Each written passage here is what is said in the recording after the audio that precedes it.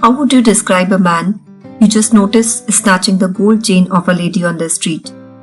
With his physical appearance, right? You will describe his height, skin color, clothes. And how would you describe a friend? With his characteristics. He or she is intelligent, loving, fun to be with, or something like that. Why? The answer is simple. You know your friend. A simple sentence, but with deep meaning, as it indicates that for us, knowing someone isn't limited to his physical identity. If that's the case, then this body cannot be the ultimate truth. There are many people who believe there is no existence of life beyond the physical aspect. Has that been so, we would simply know anyone just by looking at him, isn't it? It is true, what we first notice about a person in the first meeting is the way the person looks. His body, the physical appearance, is his first identity for us. Because this information is perceived by our sense of sight, and a sensory input is the first and the fastest way through which we gather the knowledge of the physical world around us. Our body is the physical dimension of our existence and is called the Annamay Kosh.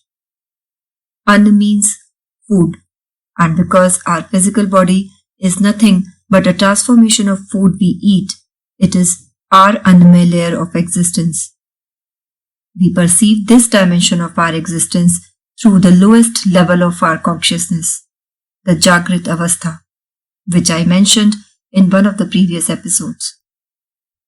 But isn't it true that as we start interacting with the person, we start noticing aspects that are beyond the physical appearance?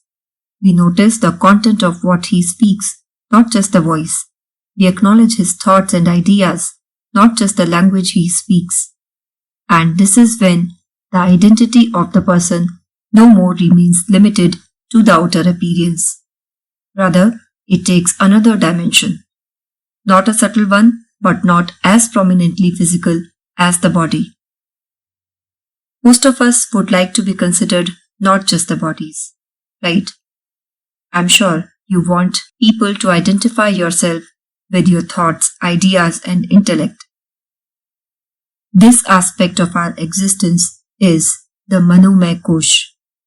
In the layman terms, the mind.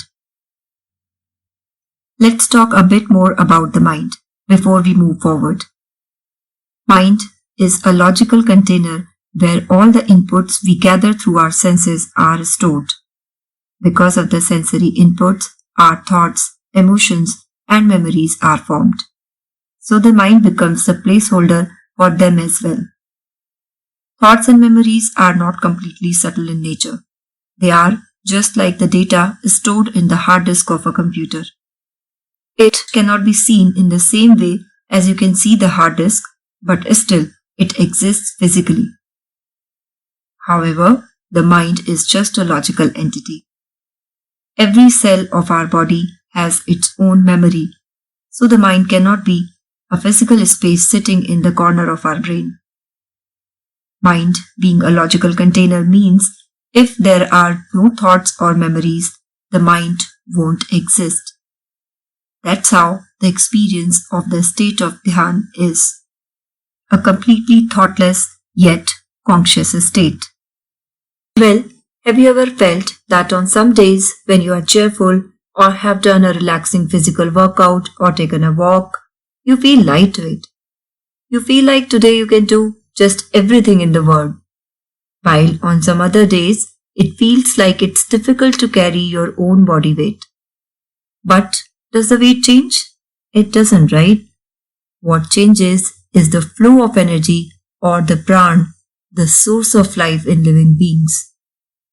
When it is uplifting and flowing upwards, you feel lightweight because of the buoyancy it gives you, and vice versa. This is the energy layer of our existence and is called the Pranamay Kosh. The three sheaths or layers I just talked about are physical in nature. Though the Pranmay Kosh is less physical than the Annamay Kosh and the Manomay Kosh is less physical than the Pranmay Kosh. So it is clear, as we are moving up, we are moving from gross to subtle. And in the sequence, the next layer is the link between the gross and the subtle and is called the Vigyanmay Kosh. Because of the term Vigyan, people consider it to be the intellect. But this intellect doesn't mean to be intelligent in a worldly manner. Rather, this intellect means that if we experience this level of our existence, this will open the passage for us to know what we cannot perceive through our senses, the cosmic consciousness. The term Vigyan means Vishesh Gyan, the extraordinary knowledge. And the only extraordinary knowledge that we can have is to know the true nature of our existence, to know life at its fundamental level. Everything else is just a structure on top of the base. If you want to observe the beauty of the building, you will look at it from outside. But if you want to understand the architecture, you will explore something which is not visible to an ordinary visitor. When we are in the Jagrata Avastha, perceiving knowledge through our senses, we are aware of the Annamay Kosh, the body as we see it. As the consciousness rises, we start watching our thoughts and energies. If we go up further, the Vigyanmay Kosh opens up the doorway for us to reach the highest, the blissful state, or the Anandamay Kosh. That's the state when we realize the supreme consciousness, the absolute bliss. Nobody can describe what it would feel like. But you can imagine how the water inside a bucket would feel when it beats the ocean and knows that the bucket is not its ultimate reality. Any creation in the world starts from subtle to gross. It's pretty logical, right? Whatever actions we perform or even the words we speak start with an invisible thought. Similarly, when a human body is created, it also evolves from subtle to gross, from unmanifest to manifest, from Anandamay Kosh to Annamay Kosh. That's the reason every disease also starts at the mental level first, before appearing in the physical body. Now let's do a quick experiment. Just sit straight and comfortable and keep your hands on your knees, keeping the palms facing up. Do not stretch the fingers. Keep them as if you don't have any control over them. Close your eyes gently and take a few deep breaths. Now, keeping the eyes closed, bring your consciousness to your fingertips and palms. In a few seconds, you'll feel something flowing up within your hands. That's pranic energy that pervades all the layers of our existence. And this energy isn't spread all over the body haphazardly. It flows through channels, which are of course subtle. Just like an aeroplane doesn't have a physical road to fly on, still its path is strictly defined. There are mainly 72,000 such channels all over the body. The points where these channels intersect each other are the energy centers or the chakras.